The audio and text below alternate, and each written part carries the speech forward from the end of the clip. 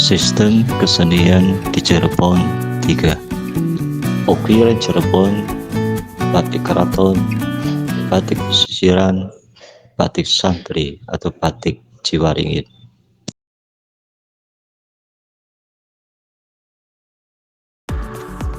Ukiran Cirebon adalah salah satu jenis batik yang menggunakan teknik ukir pada kain sebagai media untuk membuat motif. Teknik ini membutuhkan keterampilan dan ketelitian yang tinggi, serta alat-alat khusus seperti pisau, gunting, jarum, dan lilin. Ukiran Cirebon merupakan salah satu jenis batik tertua yang ada di Cirebon, yang sudah ada sejak abad ke-15. Ukiran Cirebon berkembang di lingkungan Keraton Cirebon, yang merupakan pusat penyebaran agama Islam di Jawa Barat. Ukiran Cirebon memiliki motif-motif yang bersifat sakral, simbolis, dan filosofis, yang menggambarkan kejayaan, kebesaran, dan kearifan dari para raja dan keluarga keraton, serta hubungan mereka dengan Tuhan, alam, dan masyarakat.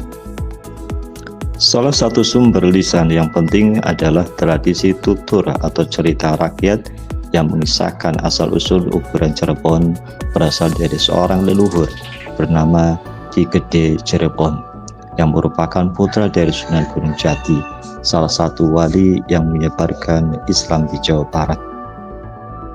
Sumber tulisan yang penting adalah naskah-naskah kuno yang berisi tentang sejarah dan budaya Cirebon, seperti Babat Cirebon, Carita Purwaka Caruban Nagari, dan Serat Dharma Gandul. Menurut naskah-naskah ini, ukiran Cirebon berkembang sejak masa pemerintahan Ki Gendeng Cirebon yang memerintah pada abad ke-15. Ukiran Cirebon terus berkembang seiring dengan perkembangan Keraton Cirebon yang mengalami masa kejayaan pada abad ke-16 dan ke-17.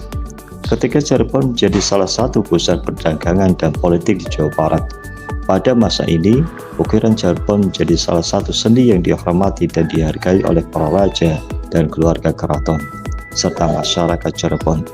Ukiran Cirebon juga menjadi salah satu media untuk menyampaikan pesan-pesan moral, religius, dan filosofis yang bersumber dari ajaran Islam, Hindu, Buddha, dan kepercayaan lokal.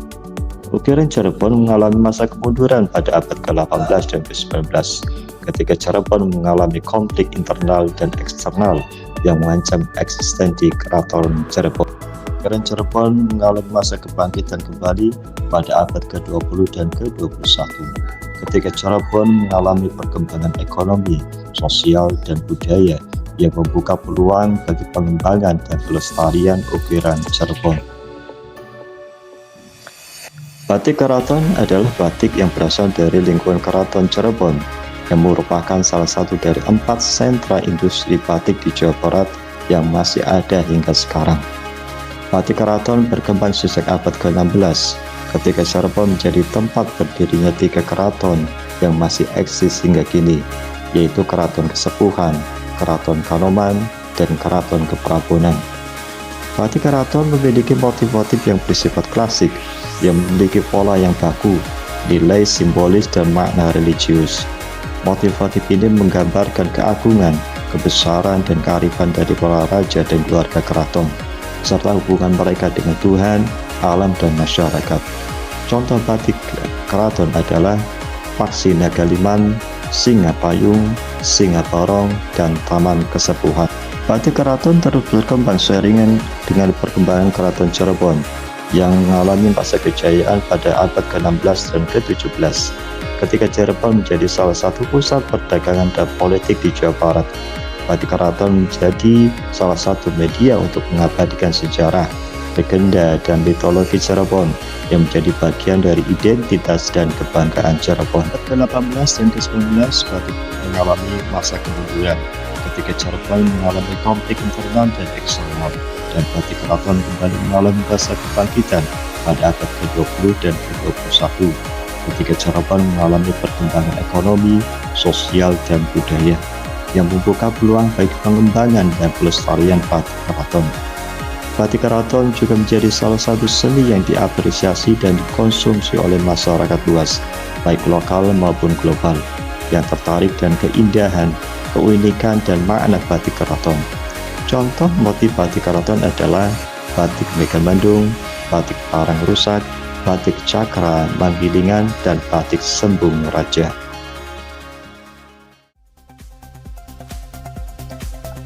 Batik pesisiran adalah batik yang berasal dari daerah pesisir Cirebon yang memiliki karakteristik yang berbeda dengan batik keraton. Batik pesisiran berkembang sejak abad ke-17 ketika Cirebon menjadi salah satu pelabuhan penting di Jawa Barat yang berhubungan dengan berbagai bangsa dan budaya seperti Tiongkok, Arab, Persia, India, dan Eropa. Contoh motif batik pesisiran adalah batik Sekarsari, batik Nagasakti, batik Burung Hong, dan batik Lenggang Kangkung. Sejarah perkembangan batik pesisiran berasal dari seorang leluhur bernama Ki Buyut Trusmi yang merupakan seorang pedagang yang sering berlayar ke berbagai negeri. Ki Buyut Trusmi adalah seorang yang gemar mengoleksi kain-kain cantik dari berbagai daerah, termasuk kain batik. Ki Buyut Trusmi kemudian meniru dan mengembangkan motif-motif batik yang ia lihat dan beli dari berbagai negeri, dan menciptakan motif-motif batik yang sesuai dengan selera dan kebutuhan masyarakat pesisir. Batik pesisir atau dikenal dengan nama batik Bang Birong memiliki warna dasar yang cerah seperti biru, hijau, dan merah. Sementara motifnya berhubungan dengan alam sekitar seperti motif udang, ikan, dan bunga. Hingga kini, Trusmi tetap menjadi pusat kerajinan batik Cirebon. Para pengrajin umumnya membuat batik untuk jarit, sarung, ikat kepala, hingga taplak dan sarung bantal. Para pengrajin batik di Trusmi bukan hanya berasal dari desa Trusmi, tetapi berasal dari desa di sekelilingnya, seperti Gamel, Kalibulu, Wotgali, dan Kali Tengah. Batik pesisiran mengalami masa kebangkitan pada abad ke-21 ketika Cirebon mengalami perkembangan ekonomi, sosial, dan budaya yang membuka peluang bagi pengembangan dan pelestarian batik pesisiran. Batik pesisiran juga menjadi salah satu seni yang diapresiasi dan dikonsumsi oleh masyarakat luas, baik lokal maupun global, yang tertarik dan keindahan, keunikan, dan makna batik pesisiran. Batik Ciwaringin adalah batik yang berasal dari desa Ciwaringin, yang merupakan salah satu sentra produksi batik di Cirebon. Batik Ciwaringin berkembang sejak abad ke-19, ketika desa ini menjadi tempat tinggal dari para pengrajin batik yang berasal dari berbagai daerah, seperti Pekalongan, Solo, Jogja, dan Madura.